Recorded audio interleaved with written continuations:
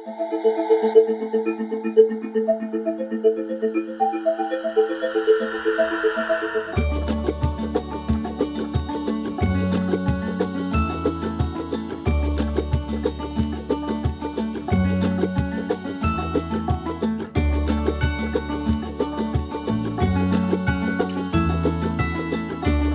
Waratek's a virtualization company, and very unusual virtualization company. We're bringing virtualization up the software stack in the computer system, trying to bring virtualization as high up that application stack to what's called the JVM level, the Java level, and the middleware level. And by doing so, ultimately drive down the cost of IT. That's what it's about. Waratek virtualizes the kind of applications that large banks, enterprises, tier 1 companies use in their back office to run their business on a day-to-day basis. These applications take a lot of servers. Those servers take a lot of electricity and power and cooling and so forth.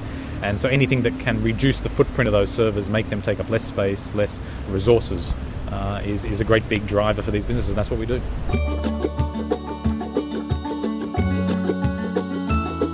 So my background is kind of doing research into computer science, and I had a rather strange course getting into Waratek. I went through school and was convinced I'd be a lawyer, and did all the prerequisites for law, and dropped mathematics and dropped computer science and all those things, and just focused on doing that. And then decided in my last year of high school that actually that wasn't what I wanted to do, and I wanted to do computer science. And so I then applied for electrical engineering at the University of New South Wales in Australia and was accepted. And then took a year off. I deferred university to begin investigating some ideas I had in the back of my mind, which now are the basis for Waratek. And so I deferred for 1 year, and then I deferred for a second year, and then I met another engineer from UNSW called Vincent Liu, a guy from Singapore, and the two of us kind of got together and we started to build the technology that now is Waratek, and I never went back.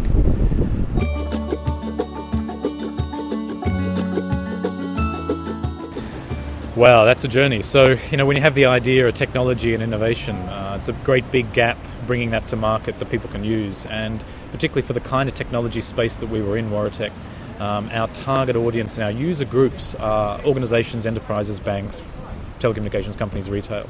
So these are not consumers, these are not teenagers on the train who can download an iPhone app and play with it now. This is infrastructure software, and so the journey was a difficult one. And first of all, you had to start to validate the assumptions. Does the technology really solve a pain point that these companies have?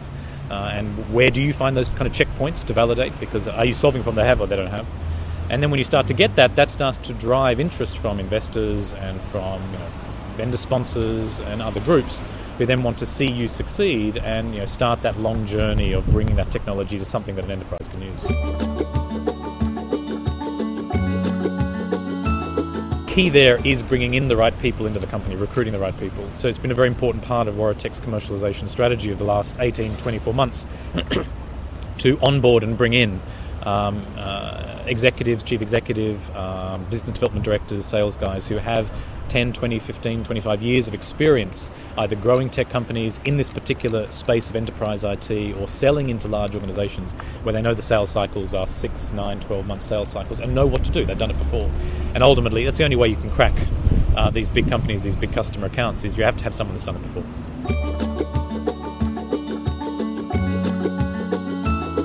In the early days when we were just pure tech and pure research and when we were kind of teasing out the ideas and making them practical, that was angel investors, we had some government sponsorship, we had some vendor sponsorship, but angel investors and high net worth individuals that we met that got excited about what we were experimenting with and playing with and became believers in the value proposition that we were trying to prove. And then as we kind of grew with that and we got to a point, we started to have enough demonstration of that we started to interest larger institutional investors, more classic venture capitalists and investment funds. And so then they start to pay attention because you've now done enough of the background work, you've done enough of the backbreaking work to prove the value prop. They think there's potential here now, and then they invest and start to scale it up.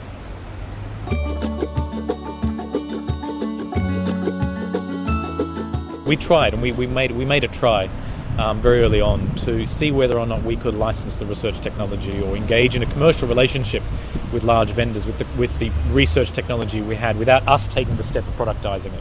And that was a very conscious decision on our part, and it made sense with all of the facts we had at the time and in the market conditions at the time. It seemed the right decision to make, and so we kind of pursued that, and we pursued that for a good 18 months. And we learned a lot from that, but what it told us was that two things: the market shifted, and then it wasn't the right market anymore, And secondly, the attitude and the appetite in large organizations was more arrogant than we originally expected, and that was, you prove it out for us. Don't look to us for us to license the technology or to buy the technology in and then build a product around it. You productize it so that we have belief that you've been able to productize it, and then it's an entirely different conversation. And so that really is kind of, I guess, the two stages of Waratek's life. The first stage was the research stage.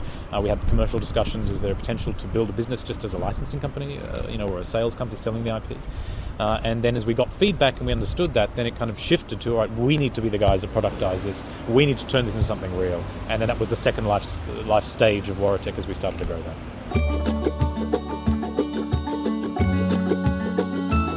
It's just luck most of the time. You would be, in some cases, you would meet a guy through a guy, and you'd be talking to this interim middleman, and he would say, wow, he says, what you're doing really sounds interesting. I know someone who might be interested to hear about this. And so you'd get this indirect meet-up, and you start to meet these people, and kind of the twinkle would go in their eyes, and they say, wow, I really like the problems you're trying to solve. I'm really excited by the technical approach you've taken. Maybe I can get involved, maybe I can help you. And so really it's just luck. It's kind of meeting the chance of meeting the right people who know the right people, and then you hit a critical mass, because once you start to get just enough people that have those kind of networks and communities, they have that bridge into those communities you don't have, then doors start to open up, and then you start to be able to bring in more expertise, bring in more skills, and complement where there are gaps in the company that you are at that time.